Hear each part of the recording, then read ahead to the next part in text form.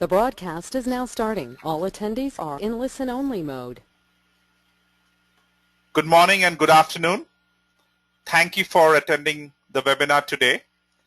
Today's presenter is going to be myself. I'm Anupam Sahai, co-founder and president of Gestalt Technologies. The topic of the webinar today is how to do security risk analysis and manage the entire process. We will go through the entire process of demystifying, understanding, and implementing security risk analysis. So some housekeeping stuff. While we are going through the webinar, if you have any questions, please type it in the Q&A section, and we will allocate some time at the end to go through the questions that you raise. Or if you want a copy of the slides or the webinar recording, they will be available to you. The webinar recording should be available on the website, and it will also be emailed to you. So the topics that we will cover today about security risk analysis are here. As some of you know, that security risk analysis is a very complicated topic.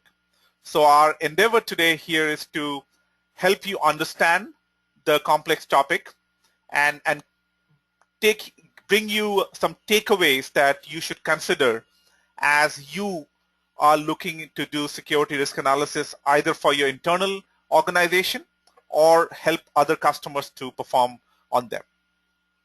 So we will talk about the need for security risk analysis and why it's so critical. What are the elements that comprise the security risk problem, and how can you go about doing it? What are the steps involved?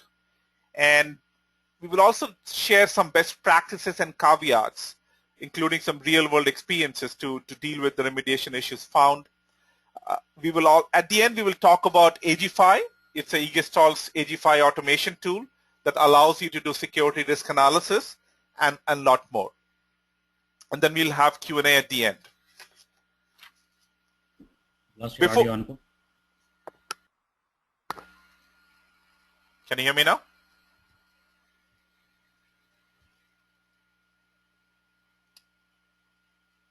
Am I audible, Chandina?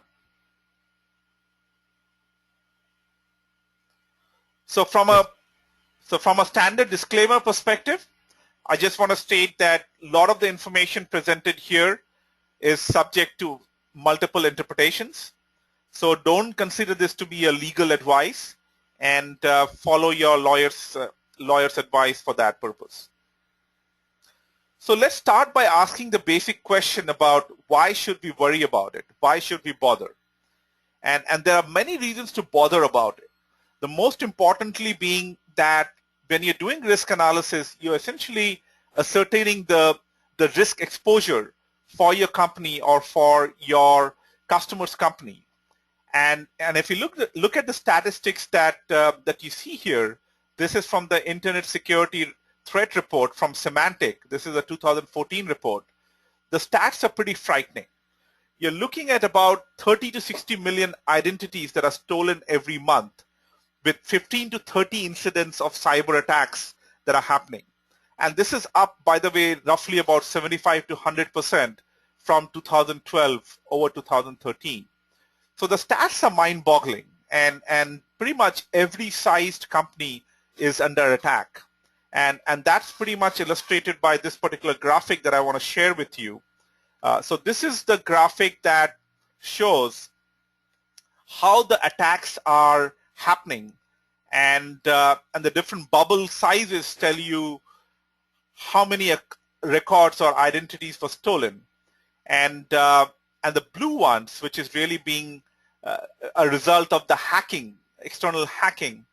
And you can see here Yahoo, Living Social, Evernote, Apple, and these are happening every year with incidents which are growing bigger in size in terms of bubble size over the years. US military got hacked. So any small or large company are under attack by sophisticated organized groups, attackers. Some of them have been a result of inside jobs, but mostly being external hackers. Some of it is accidental publishing. We'll talk about that. So the point is that nobody can take comfort in assuming that they have the security practices, or a lot of them don't take basic steps to prevent such breaches from happening. And so security risk analysis is a one great step in that direction, which allows you to assess your current risk exposure. And we'll talk about that as we go forward. So the results are that security breaches are very rampant. And if you look at the reasons for the security breach, you can see it right here. About 52% of them were because of hacking. And roughly about 33% are due to criminal insiders or malicious insiders. And the irony about all of this is that a lot of this is avoidable. 97 of the breaches were avoidable using very simple intermediate controls, only if the companies had done some basic risk analysis to assess the efficacy of the controls or the processes that they had in place, or lack thereof. This could have been preventable. And another thing to note here is that it sometimes takes weeks and months to discover that they've been breached. So a number of breaches have been famously known to be lying low. The breaches and the bots were under the surveillance cameras, as it were, for months and years before they were discovered. And once it's discovered, either you've lost all your intellectual property, or it's too late to recover from the losses that have happened. So it's very critical that preventive steps should be taken care to ensure that your security, compliance, and the business risk is minimized. And that's the critical part of what we're going to cover today. So before we jump into the topic headlong, let me define some basic terms so that we have a common vocabulary. And so the question is, what is risk? So risk is the likelihood that a given threat can exploit a particular vulnerability for critical assets. And these critical assets are important to the organization.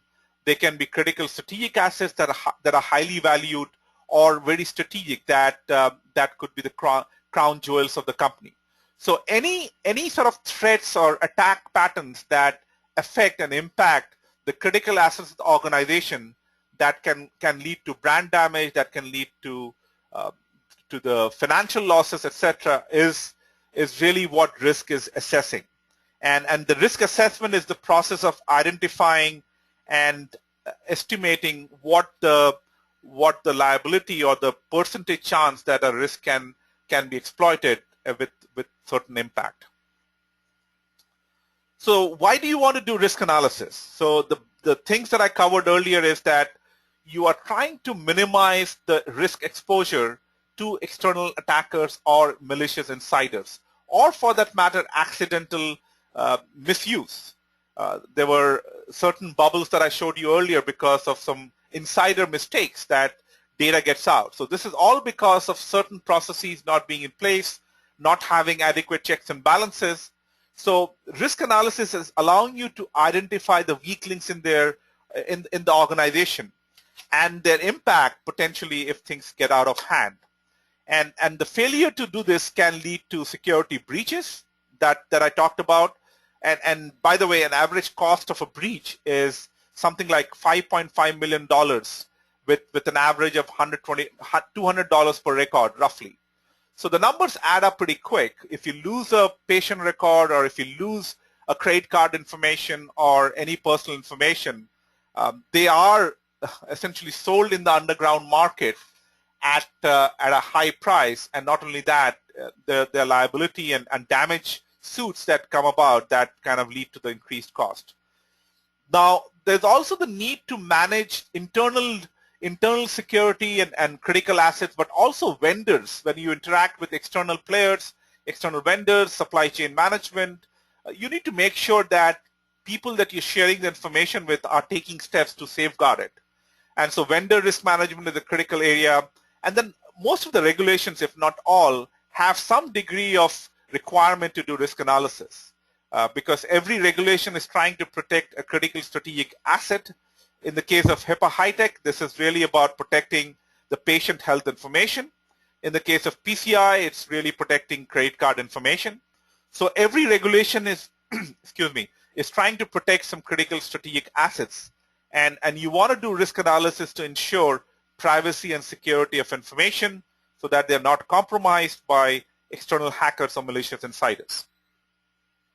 So risk analysis is really a way to justify all your spending in security and compliance and to measure their efficacy and effectiveness.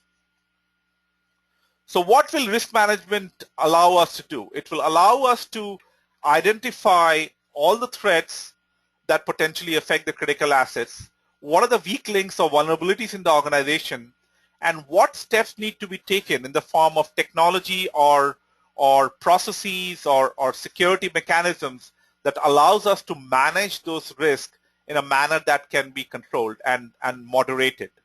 So this is also not a one-time effort. This is an ongoing monitoring issue that once you have the risk assessment done, it's important to keep up with the changes that happen. There are vulnerabilities, there are risks there are threats and vulnerabilities that are emerging by the day. So it's important to keep up with the changes to ensure that all the assessment that was done is still valid. So this is a critical part of the whole process.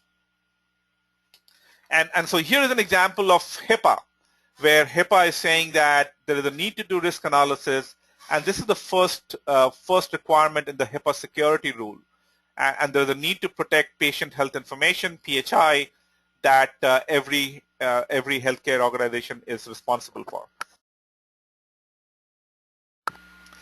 And as I said, every regulation has some aspect of that. So now let's look into the risk management models. So given the need for risk management, risk assessment, and the reasons if you don't do it, you are compromising your brand, you're compromising and exposing yourself to liability suits, etc. So now let's get into the detail of how do we go about doing risk management. So before we get into the how part of it, let's understand what does risk management entail? What does it mean to do risk management? So risk management really at a high level comprises of three basic things that you're doing. You are first assessing assets that are important to the company and their properties and characteristics. Then you're doing a risk assessment for those assets to understand threats and vulnerabilities that might pose risk to those assets. And once you know the risk exposure, then the next step is to do risk mitigation. So these are the high-level steps, as it were, the three broad steps that you need to do. First is risk, identify the assets that are critical to the company, find threats and vulnerabilities that might affect them, and then once you know the risk exposure, mitigate them. And this needs to be done in an ongoing, continuous fashion. And that's what we call continuous risk management. So really the factors that you're trying to assess are, for the critical assets, what are the threats, vulnerabilities that impact the organization, and what's the likelihood of these threats and vulnerabilities being exploited? And we'll talk about that as we go forward.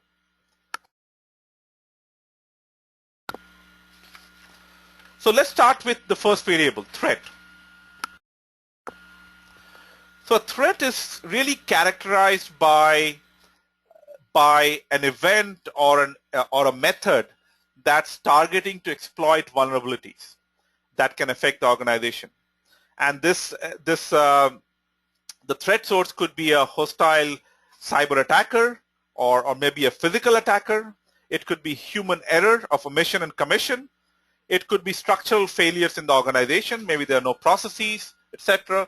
Or there could be some natural man-made disasters like accidents and failures. So all kinds of events that can threaten the organization critical assets is under the purview of threats. Similarly, vulnerabilities are really the weaknesses in the system. It can be weaknesses in the organization, in the assets. It could also include predisposing conditions. For example, if you're located in an earthquake zone, you're vulnerable to earthquakes and thereby loss of data or loss of lives. So any kind of predisposing condition or vulnerability is included in the risk factor estimation process. And some of these vulnerabilities can change with time. So you can be okay now, but five weeks down the road, there might be a new vulnerability that emerges that compromises certain of your IT assets. So there's a need to constantly keep track of threats and vulnerabilities and how they change with time. Likelihood is really the assessment of how easy or difficult is it for the threat to exploit the vulnerability and thereby impacting the asset. And this is a subjective assessment. It really is a function of time. It can change with time. And what you're trying to estimate here is that what is the chance that a threat event initiated by any of the threat sources that I talked about is going to adversely impact the asset. And so this is really a function of the adversary intent, the capability of the attacker, or how good or bad the adversary is. And as I said earlier, cyber attackers are really getting better at this. They're much more organized. They have very sophisticated tools. And if you're not careful, all organizations of all sizes are easily vulnerable and compromisable if they don't take some of the basic steps to safeguard them. And finally, the impact really is about understanding what will happen if I lose patient data. What will happen if my critical assets are no longer available? So the impact could be because of resources not being available temporarily, or resources being stolen, and so on and so forth. So there are multiple impact factors that need to be considered. There might be some destruction of information, loss of information. So everything is considered to be an impact. Anything that's considered to be an impactful operation or activity is considered here. So essentially what you're trying to do from a risk management modeling perspective is you're looking at all these factors. You have threat sources with certain characteristics, as I said, capability, intent, and targeting. And these threat sources use threat events to exploit vulnerabilities on assets that are critical to you. These assets might have predisposing controls and some controls to prevent such vulnerabilities from being exploited. And any asset that gets impacted will have an impact on the organization with a certain likelihood. And so when you're trying to assess the risk for a particular organization, you're looking into all these possibilities and assessing all these different factors to come up with one ultimate risk score for the organization. And that's really the key, that key number or key subjective value or key qualitative or a quantitative value that needs to be managed properly. Otherwise, you are prone to be exploited from an organizational point of view. So as I said, there are six variables that you're looking into. All critical assets, all threats that might affect it, all vulnerabilities that can be exploited, and what are the existing or feature controls that need to be put in place to minimize the likelihood and impact for these assets to be compromised. And so you can start with, and there are multiple ways to do this risk assessment. You can start with assets and then go about assigning all the threats and vulnerabilities that might affect those assets and come up with a risk score that way. Or you can start with all the possible threats that can exploit vulnerabilities and which assets can it impact.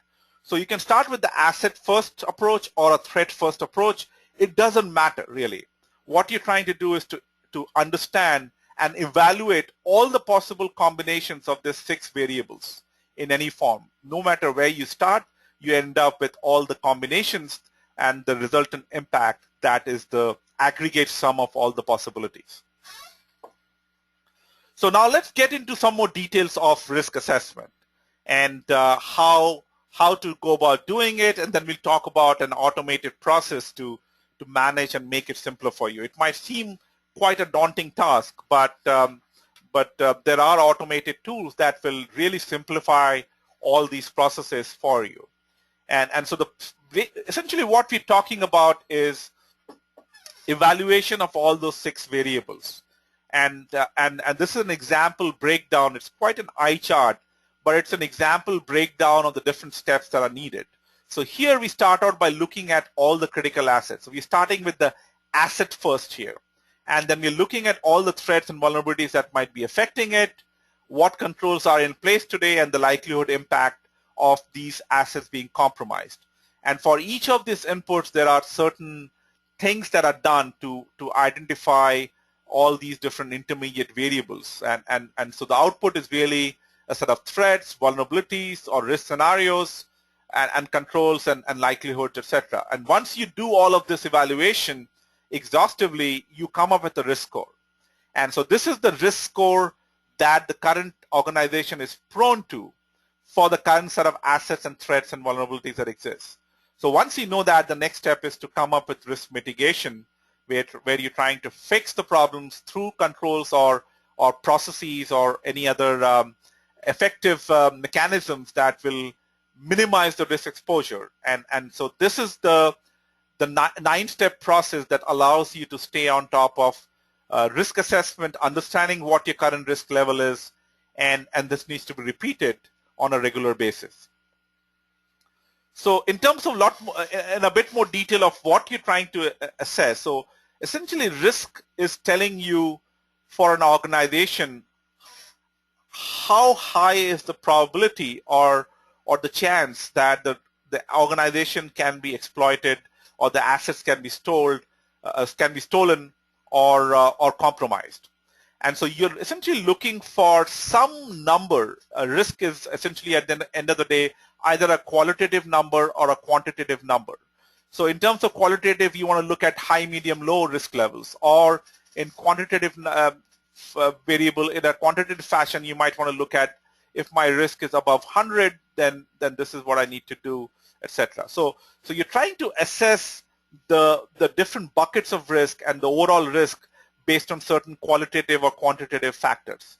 So one way to do that is to look at likelihood and impact based on certain asset categories. And you can use asset star, impact star, likelihood as a measure to understand all the critical assets and their impact and likelihood that will affect the organization. And you can come up with a risk matrix like this, where you're trying to assess for all threats and vulnerability combinations, where do you end up for that particular threat vulnerability combination. And so you can also assign scores. Instead of high, medium, low, you can give values. And certainly, if the impact and the likelihood is high, then you're talking about a higher number, versus if it's low, impact and likelihood is low, then you're talking about a low number. So each threat and vulnerability combination leads to a score. And you add up all the scores from all the vulnerabilities and threat, and you get an absolute score, which tells you the risk exposure. And higher the number, the more risk prone you are, and you need to worry about it. So if you're critical, high risk, then you are prone to being exploited and compromised from a strategic asset perspective, and that's not a good thing. So at the end of the day, you're basically categorizing risk levels, high, medium, low, for simplified purposes, and these can be mapped to certain score ranges. So you can say anything above 250 score is high, and I want to bring down my risk exposure level to a number lower than 250. Or you look at each risk level and manage it and mitigate it through some what we call compensating controls to make sure that the risk is manageable. But what this allows you to do is to exhaustively look at all possibilities of threats and vulnerabilities that you might have as an organization, and you're trying to manage it with complete visibility and complete control, so that you're not surprised if you have earthquake, if you are in an earthquake-prone zone, and if an earthquake does happen, you plan for having disaster recovery. For example, if you have a machine sitting on the DMZ, for example, in the demilitarized zone, and you know that it's going to be prone to attackers compared to let's say a machine sitting inside a data center. So there's certain steps you can take by assessing your current risk exposure and minimizing it. And if you recall the discussion that I mentioned earlier, 97% of the cyber attacks can be prevented by very simple controls. If only they had taken basic risk assessment steps and taken steps to fix some of the basic problems that they had, some vulnerabilities that could have been plugged in time, then these attacks would not happen. And so the cybersecurity losses can be minimized greatly through this process. So I want to give you an example of how this plays out in the HIPAA domain. So HIPAA, for example, is a healthcare regulation. It requires security risk analysis to be done, and the steps really are similar to what I said earlier. The first step is to look at all the PHI critical assets, then identifying in step 2 and 3 the threats and vulnerabilities that affect the organization, the PHI assets. And step 4 is looking at current controls, which of the security rule controls are in place or not. And then you figure out the likelihood and impact of these threat occurrences from happening, and that gives you overall risk score. And then you put together a set of mitigating risks, mitigating controls to ensure that those assets cannot be compromised, and document that. And this needs to be repeated so that you are not only doing risk assessment but also managing risk as an ongoing process. So now let's jump into, now this might seem very daunting, as I said earlier, that there are a lot of steps, lots of variables, lots of moving parts. How do we go about doing this and automating this? And if you start from scratch and list out all the threats and vulnerabilities and try to evaluate the search space of all the possible combinations, it can take weeks, if not months. Good news is there are automated solutions for that, and I want to talk about Gestalt's Aegily solution that has been designed to automate the whole process. And so what Aegily does is it's a cloud-based subscription solution that takes care of all security, risk, and compliance issues. And there is an automated expert system built in that allows you to enumerate all the threats and vulnerabilities that might be affecting the assets that you have. So from an implementation point of view, you have very little work to do. Only you got to configure certain asset types, and then magic happens from a risk assessment perspective. And again, there's a community edition for free available that you can download and play around with. The tool has won multiple awards. Recently, we got 5-star awards from 5-star award rating, which is the highest rating from SE magazine for automation and efficacy of the whole process. From a implementation point of view, what you get is really a platform that allows you to manage security, compliance, and risk. And you can do this in a completely automated fashion, completely remotely. You don't need to be present in every location or on the customer location. And you can take care of not only your internal risk, but also any vendor risks, any supply chain risk as well. And there are different editions suitable for different sizes of the business. So you don't need to worry about which edition to buy, how expensive it is, etc., etc.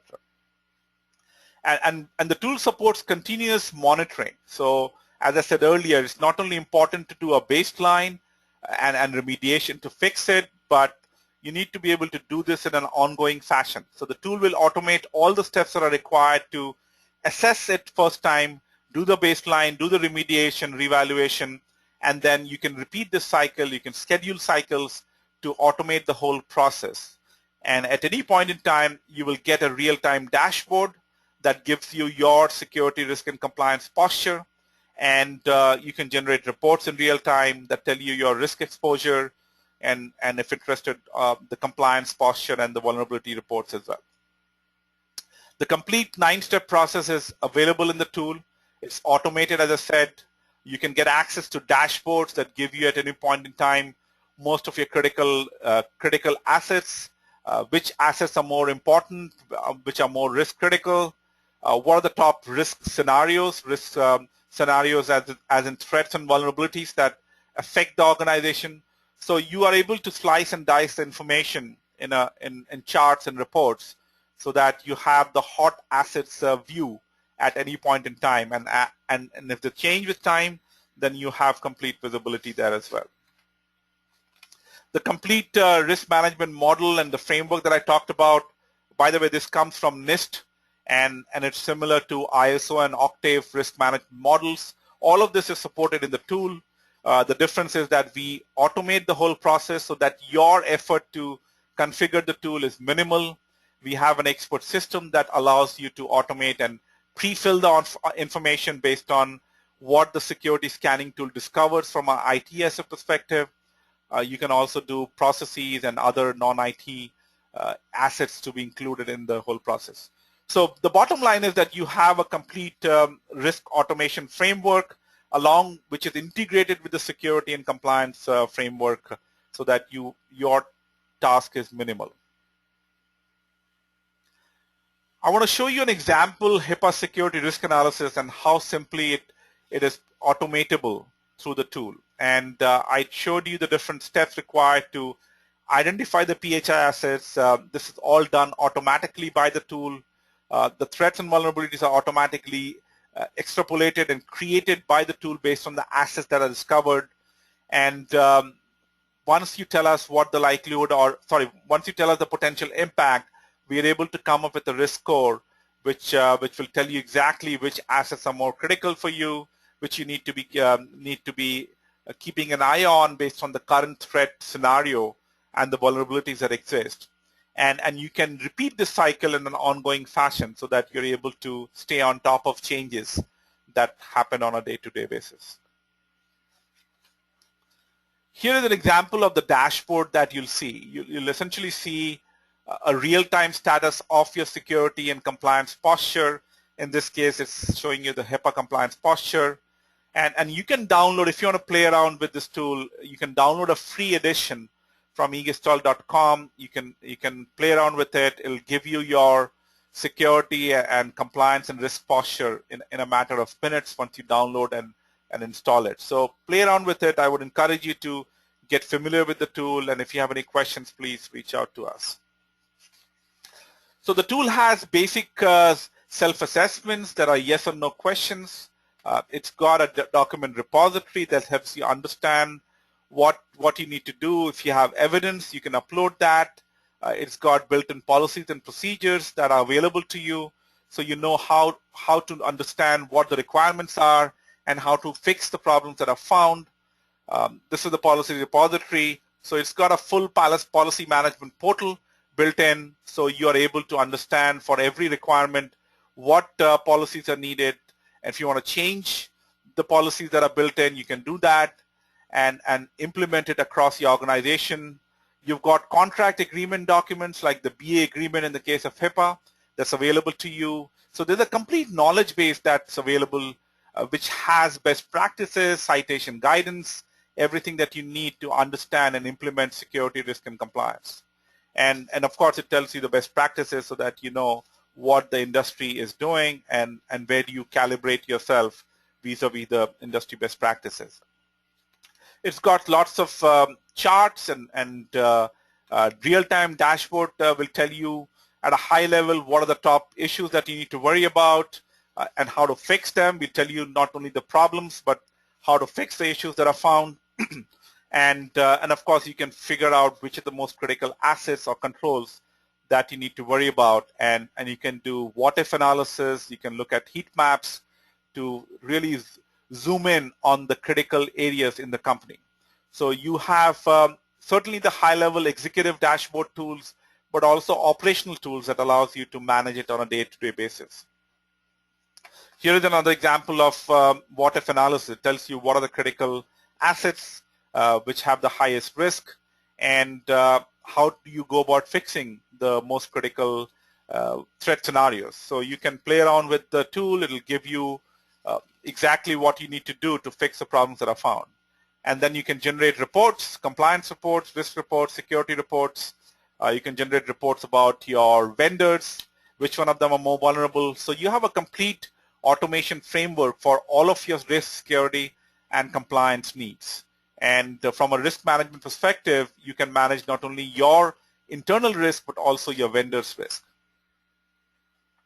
So in closing, what I want to reemphasize is that while the risk management seems like a very complex and daunting task, and it is. Make no mistake about it. If you have to do a good job of risk analysis, you really need to look at all possibilities that might affect critical assets to the company. But the good news is there are automated tools available like Aegily Secure GRC. And Aegily Secure GRC has been designed for complete automation, and it's got a number of patent pending technologies that allows you to, using an expert system, to understand the threats and vulnerabilities and the risk associated with that in a completely automated fashion. So you can use Aegily Secure GRC to take care of compliance requirements, for security requirements, but also risk analysis. And certainly, if you're HIPAA, if you're a HIPAA customer, then taking care of meaningful use attestation requires you to do risk analysis. So if you're interested in learning more, please let us know. Reach out to us. We'll be happy to help. And with that, I will open it up for Q&A now.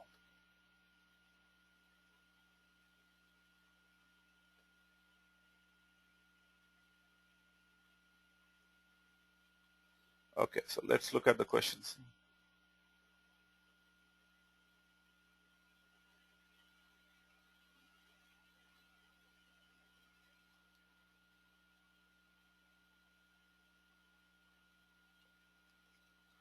So one of the questions is the information latest? Yes, this is the latest information from the latest latest reports. As I said, the Norton, semantic report.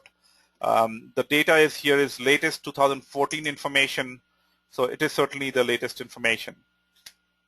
The other comment here was that the risk scoring seems to be subjective. Yes, so there are multiple ways to score the risk. You can either do a qualitative scoring where you're assigning high, medium, low kind of a rating to every risk contributing factors, or you can assign some numbers. And the way you bucketize the overall risk score into different high, medium, low is subjective. Different frameworks like SANS or NIST or ISO, they have their own ratings, so it is subjective and is subject to a lot of discussion, sometimes heated discussion among them. But the key thing here is that you're trying to identify the top risk exposure items, and whether they're scored 100 or 1,000, it doesn't matter. As long as you're focused on the top high-risk exposure items, you are essentially doing a good service by taking care of those issues as they arise.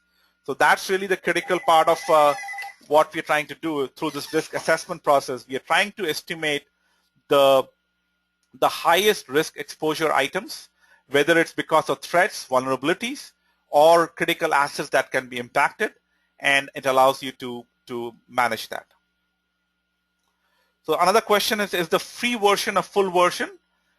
No, it's not a full version, but it's a limited featured version of the complete solution. So you can do everything that the full service version does, but there's some limitations in terms of how many assets you can scan or how many assessments you can do.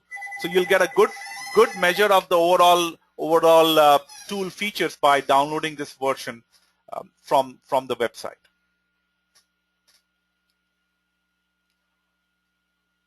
Any other questions?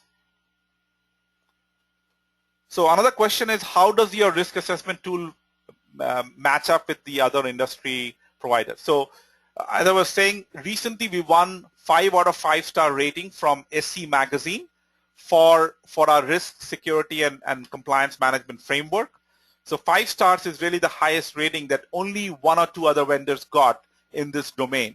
And so we are pretty much the top-notch tool in the industry today, and more so because we are very cost-effective compared to anything that's out there. We are at least 5 to 10x cheaper from any other tool provider that's out there. So it's the combination of the automation that we built in through technologies that we've innovated in-house, that we are able to deliver a cloud-based solution that's cost-effective and complete. Any other questions? Otherwise, feel free to drop me an email at any point in time or call me on my cell number. Sorry. and we will be able to answer questions via email or via phone call if you want to. If you want to have a demo of the solution, feel free to reach out to me as well.